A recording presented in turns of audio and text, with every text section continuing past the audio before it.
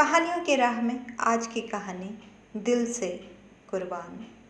श्रोताओं, मैं कहानियाँ लिखती हूँ, कहानियाँ सुनाती हूँ, जो कहानियाँ समाज से जुड़ी होती हैं।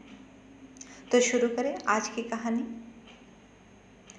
सुबह के करीब 9 बजे थे। विभा अपने 5 वर्षीय बेटी को बस में बिठाकर फ्लाइंग किस देकर विदा किया। वापस आकर चाय बनाई और टीवी ऑन करके बैठ गई। ये उसकी रोज़ की आदत थी। एक एक कर सारे चैनल देखती गई। बाएं हाथ में चाय का कप और दाहिने हाथ में रिमोट। तभी पड़ोसिन लिपिका का फ़ोन आया। हाँ हेलो, बोल। क्या? न्यूज़? हाँ न्यूज़ क्या? लिपिका के आवाज़ में जो घबराहट थी उसने विभा के दिमाग में हलचल मचा दी।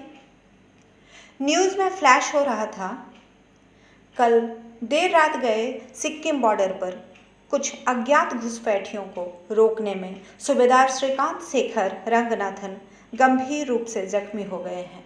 लेकिन संतोषजनक बात यह है कि उनकी जांबाजी ने इस बार के स्वतंत्रता दिवस पर छाए खतरे को टाल दिया है।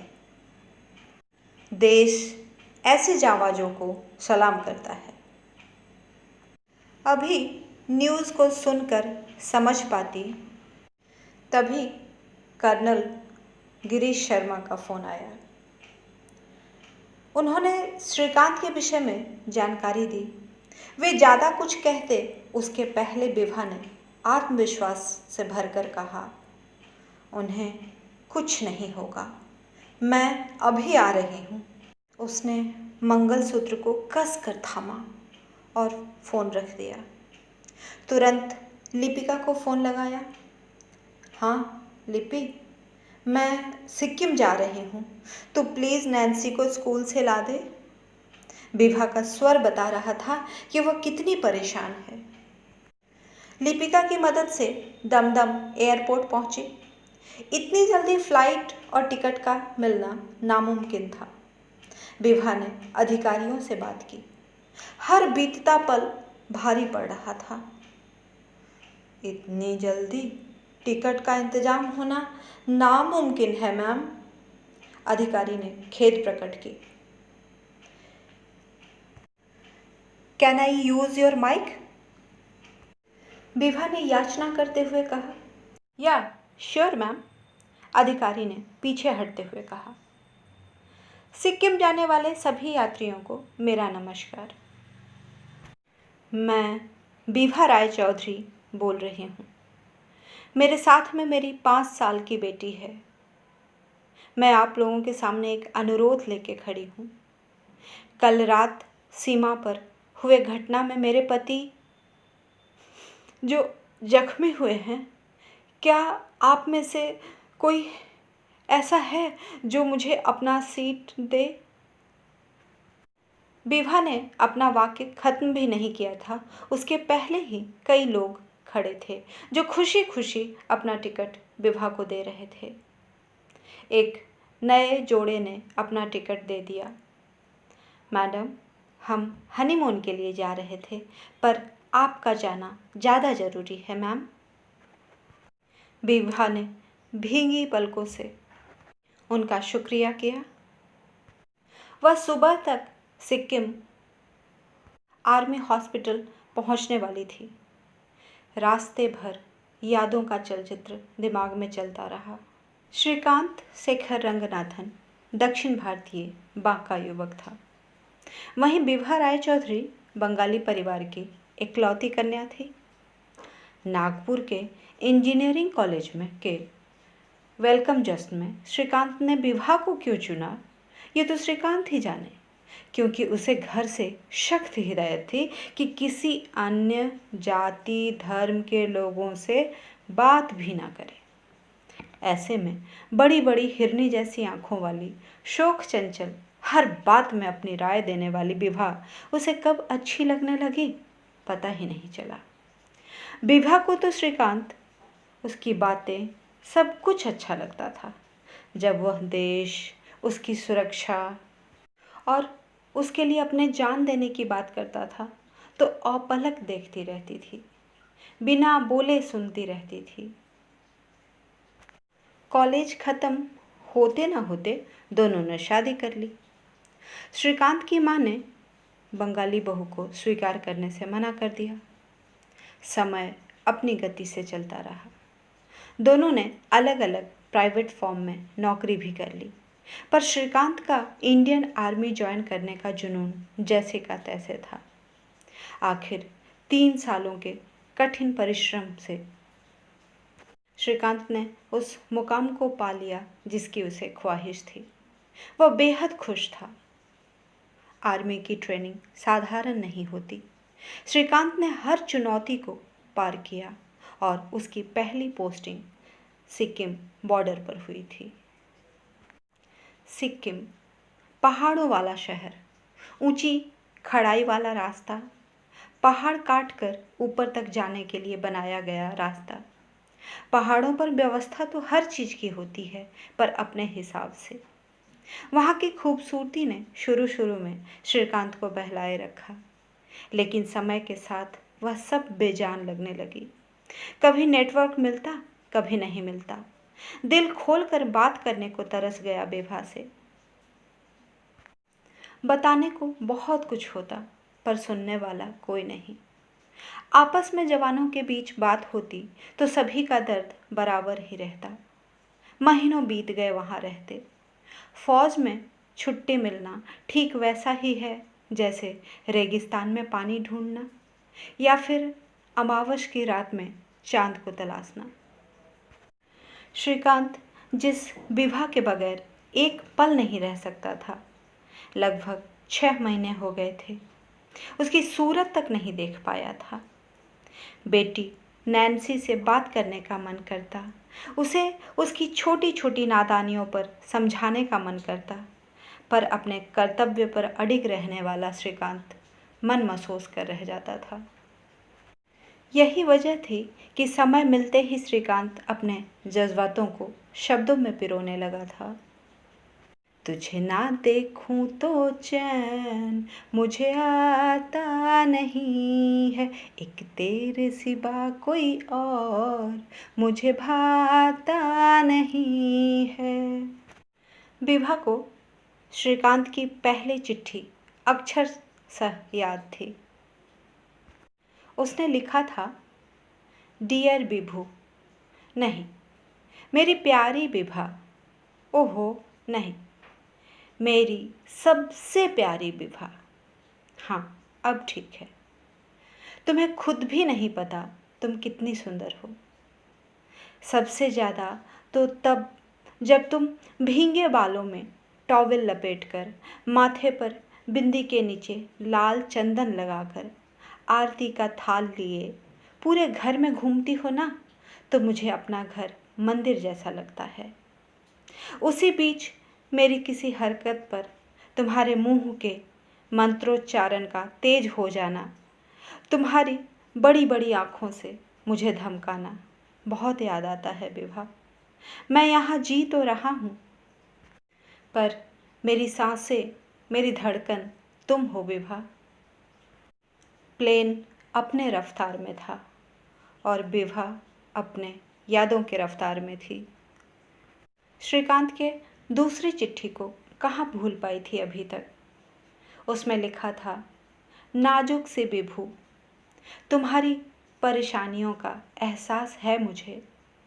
अकेली नैन्सी को पालना, उसके जिद, उसके नखड़ों को बर्दाश्त करना बहुत मुश्किल होता होगा। मेरा भी मन करता है उसके टिफ़िन बॉक्स को पैक करूं, उसके रूटीन को सजाकर तुम्हारे कामों में थोड़ा हाथ बटाऊं, उसे उसकी गलती पर डांटूं, पर तुम तो जानती हो ना मेरी मजबूरियां। और पिछली वाली चिट्ठी तो श्रीकांत ने व्हाट्सएप पर लिखी थी, विभा आज तुम्हारा जन्मदिन है।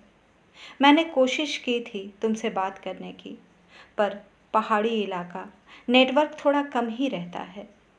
तुम्हें मेरी भी उम्र लग जाए, बस इतनी सी ख्वाहिश है, तुम हंसती रहो, मुस्कुराती रहो।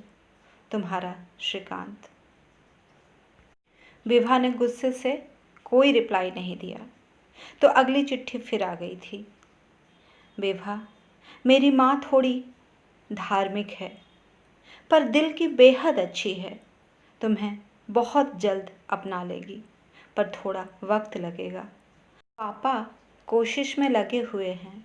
सुबह शाम गरम गरम कॉफ़ी खुद से बनाकर पिलाते हैं और हर गर्म कॉफ़ी का नाम विभा स्पेशल होता है, जिस पर माँ कभी मुस्कुरा देती है तो कभी नकली गुस्सा निकालती है।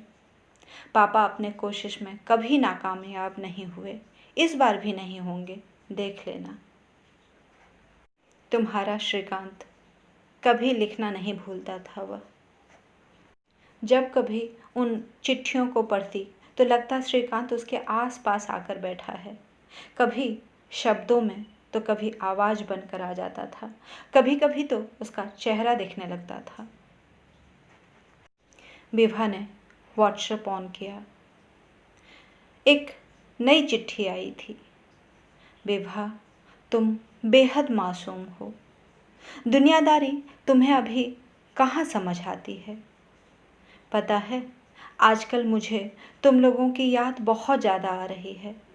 मन करता है छुट्टी लेकर भाग कर आ जाऊं, पर आज भी कर्नल साहब से बात हुई है। कह रहे थे इस महीने कोई चांस नहीं, पर तुम इस बात से उदास मत होना। तुम्हारे उदास चेहरे के साथ जीना मुश्किल होगा। तभी प्लेन लैंड होने की घोषणा हुई। विभा वर्तमान में लौट आई। सेना की गाड़ी उसे लेने आई थी। रास्ते भर किसी से कोई बातचीत नहीं हुई। गाड़ी हॉस्पिटल के मेन गेट के सामने रुकी। प्रवेश द्वार के दाहिनी तरफ गणेश जी की मूर्ति दिखी। विभा मुड़ गई उस तरफ। नैन्सी पीछे पीछे चलने लगी। दोनों जवान वहीं रुक गए। विभा ने मूर्ति के सामने मत्था टेका। मेरा सुहाग आपके पास है, उसे लिए बगैर मैं नहीं जाऊंगी। आगे आपकी मर्जी। श्रीकांत आईसीयू में लेटा था। विभा अंदर गई। श्रीकांत, तुम्हें कुछ नहीं होगा। मेरा अटल विश्वास मेरे साथ है। उसने अपने मंगलसूत्र को कस कर थामा। नैन्सी आईसीयू से बाहर निकल कर आई तो सामने सेना के जो जवान मिले उनसे वो पूछ बैठी, अंकल, मेरे पापा कितने बहादुर हैं? बेटा, आपके पापा बहुत बहादुर हैं, उसने गोदी में उठाते हुए जवाब दिया। अंकल, उस रात क्या हुआ था? नैन्सी ने अपने स्वभाव के मुताबिक दूसरा प्रश्न पूछा। उस रात हम सभी गश्त पर थे। सीमा पर कुछ लोगों के इलीगल तरीके से घुसपैठ होने की जानकारी मिली थी हमें। हम सभी तैनात थे, पर श्रीकांत सर को कुछ ज़्यादा जानकारी मिल चुकी थी। वो हमें बताना चाहते थे। उन्होंने वायरलेस पर मैसेज भी दिया था, पर हम देर से पहुँचे। अकेले श्रीकांत सर ने 10 घुसपैठियों को मार डाला था। आखिरी घुसपैठिए ने पहले तो सफ़ेद रुमाल दिखाया, लेकिन पूरे शरीर में उसने बम छिपा रखा था और जैसे ही सर उसके पास गए उसने करीब से वार किया और लगातार करता रहा। लेकिन सर ने हार नहीं मानी, उसे भी मार गिराया। हे ब्रावो मेरे पापा! लेकिन तब तक बहुत सारा खून बह चुका था। मेरे पापा ठीक तो हो जाएंगे ना अंकल? बहादुर बेटे के बहादुर पापा को तो ठीक होना ही पड़ेगा, डॉक्टर बत्रा ने अपने चैम्बर से निकलते हुए कहा। विभा की डॉक्टरों से बात हुई। खून के बहाव में कमी आने के कारण दिमाग सुन्न पड़ गया है। होश में आने के बाद हो सकता है किसी को ना पहचाने, पर घबराने की ज़रूरत नहीं है।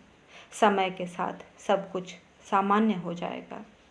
आपको उनकी मदद करनी पड़ेगी।